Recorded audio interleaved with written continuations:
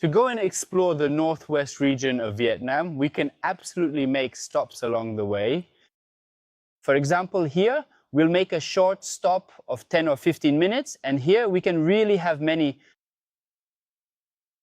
important experiences. For instance, we can absolutely taste local products. For example, right here in front of us, you have these wonderfully crispy rice cakes. They are generously sprinkled with toasted sesame seeds.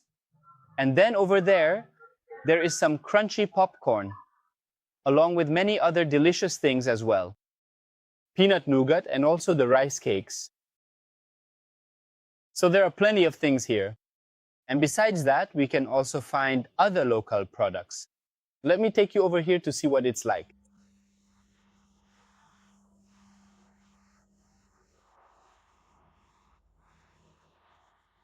For example, here you can also enjoy boiled corn, grilled or boiled sweet potatoes, peanuts, and even boiled eggs. And besides that, you can also find all kinds of seasonal exotic fruits. And inside you can have a bowl of soup as well. So it's truly a wonderful and rewarding experience to make a brief stop like this along the winding road, to discover authentic local products, to taste all sorts of delicious things, and to get a fascinating glimpse into the culture of the culinary arts of each region of Vietnam before continuing our journey to Matra, for example, like our trip today. So I'll leave you now here for 10 to 15 minutes to enjoy all this and also to use the restroom, etc. and so on. Before continuing on the road, popcorn is a kind of snack that is really very famous here. And of course, it attracts a lot of children because it's really, really good. A big bottle like this is really great, especially for children.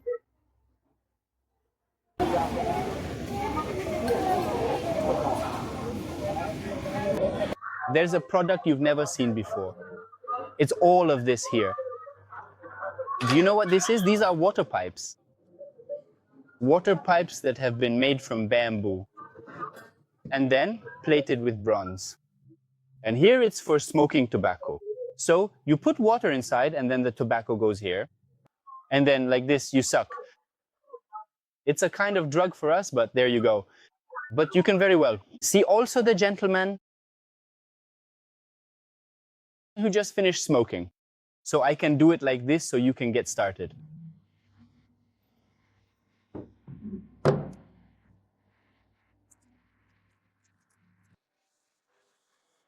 There you go, like that.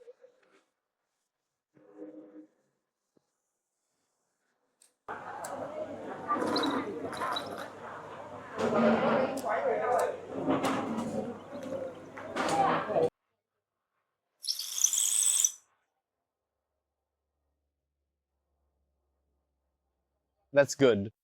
There you go.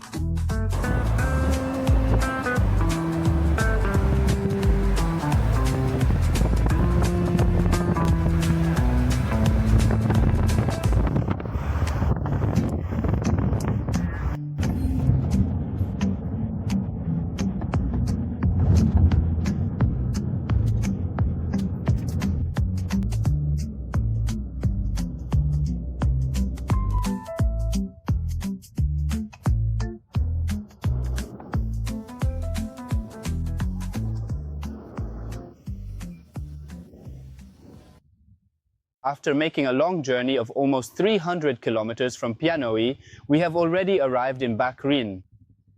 And this afternoon, we are going to take a little hike that will last about 2 to 3 hours from now until the end of the day.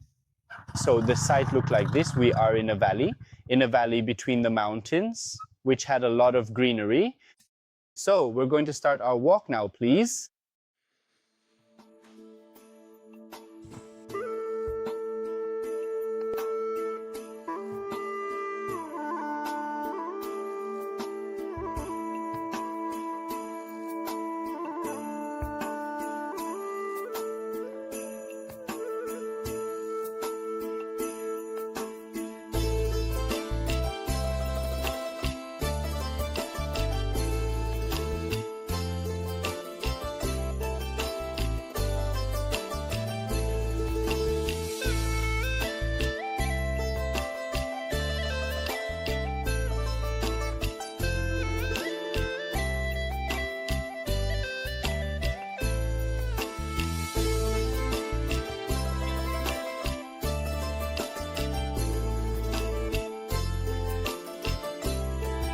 Along the hiking trail, we will take a little time to visit a Hmong family. So here, this is one of the families, but yes, that's because the houses, the Hmong families in this region are really very spread out on the hillsides, on the slopes of the mountain. That's why in this area, we have only one family here. So please come with me to visit the family, please.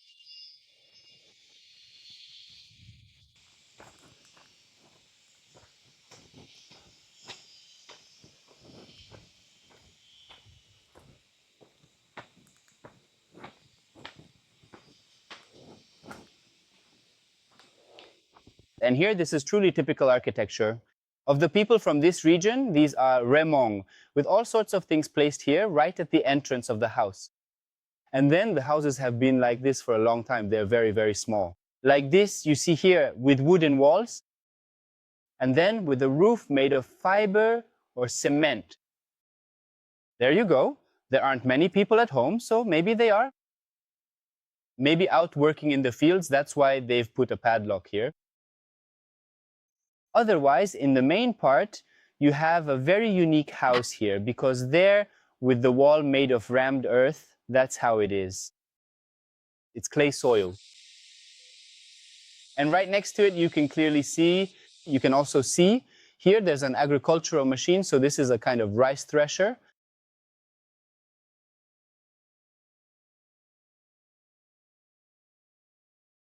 Okay, there you go, please.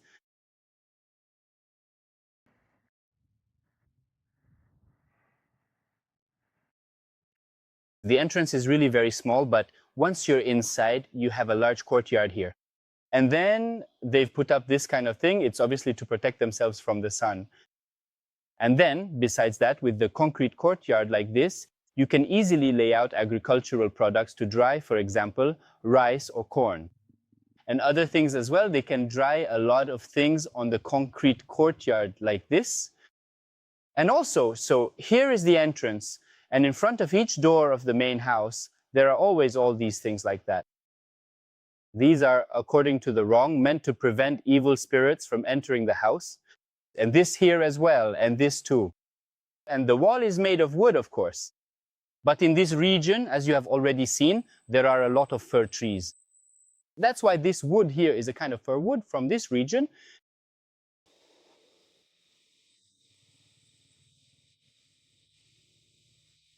There are no clothes dryers, of course, because in this region there is a lot of sunshine like this. So the laundry, the linens are always, always dried in the sun. That's how it is, you see. And now I invite you to come and see inside the Hmong's house in this region. Hello? Hello? Are you making corn? Yes, I'm making corn. Ah, you're making corn. There you go. There you go. You see, so one of the traditional trades of this village is making traditional fabrics, remontes like these, with all kinds of patterns and different decorations using the sewing machine, like that over there. It's already influenced by modern life, but it helps us a lot, of course. Before, to make something like this, it would take a whole week, but now it's much faster, of course. And then especially the decorative patterns on it. You saw there, it represents the mountains, obviously. And then after that, there are lines. It's like streams. It's like the formation of the earth all around them. And then in the middle, of course, is the sun. Always like this. And then the bright color represents life, of course. And then the blue or green color, that represents the mountain, the forest and the leaves. These are typical decorative patterns of the Hmong ethnic group in this region.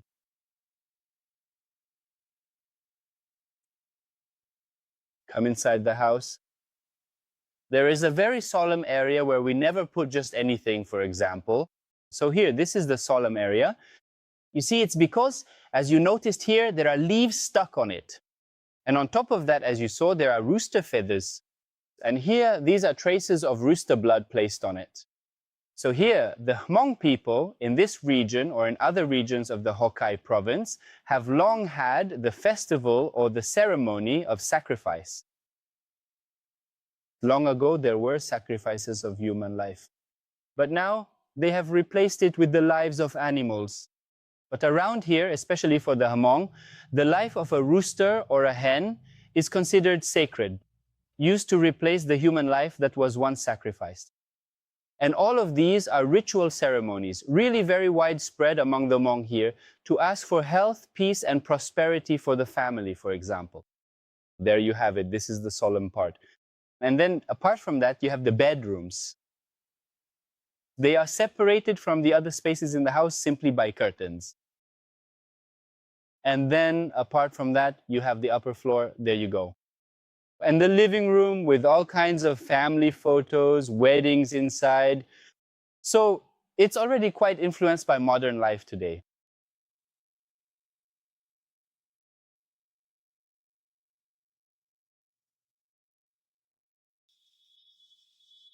And here you have the staircase to go upstairs. But before going upstairs, we'll go to the kitchen first. To the kitchen first, there you go. And here is the kitchen. So there are pots and pans and then a big oven like this. It's for making food for the animals. And here it's for preparing meals for people. And then there's something really interesting. It's a tray. It's a tray. It's this thing here, the tray. There you go. It's made of aluminum. There's no table to eat at, but instead, the tray was placed in the middle of the kitchen like this, and everyone sits around this tray to share the meal. There you go. This is the tradition not only of the Hmong ethnic group here, but for Vietnamese people in general. They have always organized meals like this as well. And then besides that, you also have another tray like this, either round or square. So the round and the square are already two important things. The round represents the sky and the square represents the earth. So there are always these two forces, the sky and the earth, and man in the middle, of course. And then besides that, you have something really important with a little hole right here. It's a kind of still. A kind of still. The Hmong people used it to distill alcohol from corn. The pantry is like this. There are lots of things inside. There's rice, there's food, things like that inside. They still use wooden utensils even now. It's really interesting, you see. It's really very, very worn from long use. Look, it's like this. Maybe it's for putting things inside to pound them. There you go. And there you have it like this in the kitchen. But there's no chimney. That's why, as you saw, it's blackened by smoke. It's done this way. And then behind that, what's there? There's a kind of stable. It's for putting the animals here. But it's mainly for the buffaloes, or rather, you could say it's the buffalo house that's attached to the main house. The main house, which is connected to the family's kitchen. And that's drinking water. And then besides that, you can easily see along the road, and sometimes there are always pipes like this coming from the mountain. It's to fetch natural water coming from the mountain, to put it in a water reservoir like this for use. Look, there you go. It's really very fresh. So that's a little bit about a mountain house in this region of Bahrain.